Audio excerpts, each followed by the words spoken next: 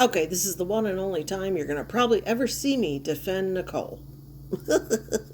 Don't care for her. Never usually watch videos about her. I just was exiting out of Kai's channel and I saw that she had this short little blurb about Nicole, and I don't know what was happening. I looked over at the chat. I didn't really see anything. I saw someone saying dry begging, and I thought, what? Let me watch this, okay? So, this is where I picked it up. A new phone. Some of my voice clips and pictures, as you see, it says tap to save. I don't know. Some stuff didn't send over, but hold on, let me turn the comments off real quick. As soon as I remember how. Don't even judge me. I'm not good at this.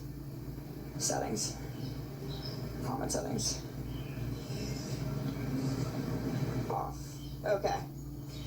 As you see, we were just talking, and I was talking about coffee, and she said that her wife was brewing a cup for me. I said, tell her cheers, and she had asked about ice. I said, no one has ice. She said, LOL. I said, lady said she had been to almost 30 stores. She said, damn. I said, I think I'm going to have to try to buy a generator. They are saying hopefully by Saturday night. Guys, where's that dry bagging? Where's that dry bagging? I literally said I'm going to have to try to buy a generator. And the reason I said try to buy a generator, I had to drive... Oh, I'm trying to turn my background off. I am not good with this live shit. I haven't done it in so long. You couldn't find one in the metropolitan Pittsburgh area. It wasn't happening. I got lucky enough to find one by my mom in Newcastle.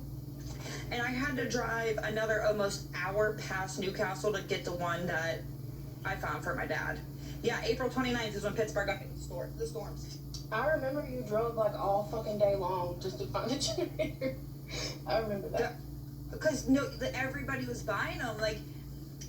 The minute the news conference came out and Duquesne was saying 5 to 10 days, obviously everybody, I don't want to say panic, because I mean you do kind of have to panic. That's a long time without power. You lose your food and everything else. But she's saying I dry bagged. When you clearly say, you see me say I'm gonna have to try. Well, this is something I have a lot of experience in. Up here we get wildfires. We also get freak snowstorms, and we get what's called wind events. And yes, we even get tornadoes. Okay, they're not common, but they're becoming more common. And they do create damage, like take out roofs and outbuildings, barns, stuff like that.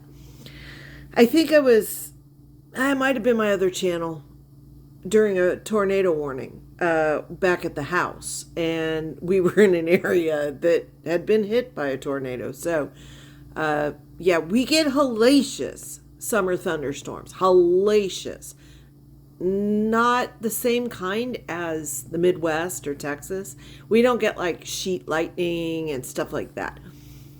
Our fires and our snowstorms and our wind events create power difficulties, and we are under PG&E. The world up here is under PG&E, and we all know what PG&E does. Their lines fall down and create big fires.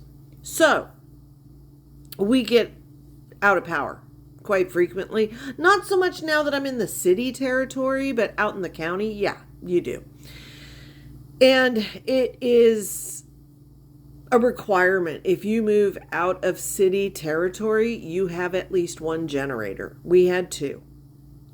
We still have two, because it's just ingrained in you. I haven't lived in the city since 1992. So until I met Hubs again, we re-met and reconnected and started dating. Hadn't been around the city. Lived out in the Boontoolies. Would drive crap tons to work every week. So when an event like a storm hits or a fire hits and power goes out, especially in a populated area, people do tend to panic and they all run out and buy the generators. We were out of power after Snowmageddon in 2010, 2019, I think. February 2019 was Snowmageddon. And it hit the city, and the city got slammed with snow to the valley floor, like feet of snow, feet, trees down. We were out of power out where our house was for over a week. I sat in the car and idled for 39 hours to keep the dogs warm. And everybody in the city, with one snowflake and one flicker of the lights, runs out and buys all the generators. They were out of generators for I don't know how long. And when the power comes back on, people are still buying them because now they're scared. They're like, oh my God, the power could go off again. So they all run out and keep buying them. And Lowe's, Home Depot, Ace, everybody was out of generators for over a week. They all got their generators and the power was back. So I understand in somewhere like Pittsburgh, where the power was out for 5 to 10 days, people are going to panic. Then you have the people who want to resell them for a profit. So you have a bunch of scalpers out there buying up generators and then turning around and eBaying them for more. Assholes. She mentioned that I guess Lowe's did a little price gouging. All you have to do is call your state's attorney, and they usually have a price gouging line in every state. That is a felony. It is a crime. So any kind of event you go through where a declaration of emergency is called, definitely call if you see anything from mom and pop stores to chains, franchises, whatever. Call. It's not right. I think where the dry begging came, and this is probably the only time you're going to see me defend her, but I see what happened. In text messaging, we lose in translation. There are vocabulary changes. There's inflection, tone of voice. There's little dialectical things. They're lost in a text message. I think what English saw was, I think I'm gonna have to try, is the big word, try to buy a generator. I'm going to try to buy one. Had she just said, I'm going to buy a generator, they're saying hopefully by Saturday night, English would not have misunderstood.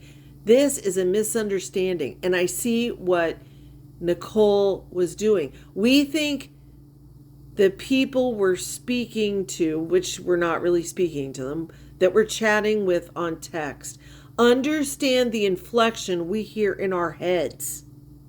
They understand what we're referring to in our heads. Obviously, English is not in Pittsburgh, maybe not in the neighborhood that was affected, didn't know that everyone was sold out as bad as Nicole had made it out, didn't know outlying areas were out. People had, it's a ripple effect. People travel out. And so things are getting bought up further and further away. And like she said, she had to drive an hour past her mom's house.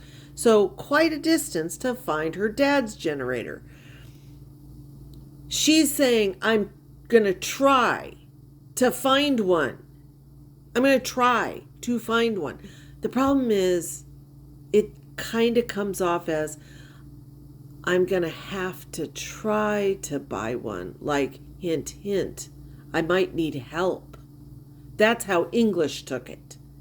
Am I making myself clear? Text messaging is the worst. If you don't want to be taken as a dry beggar, which I don't think any of you would, but just in general, for the public,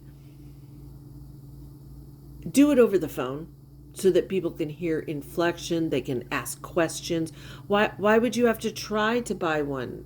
Are you having money problems? Is there a lack of generators? At least they could ask you. But in this case, I don't see dry begging. I see a misunderstanding.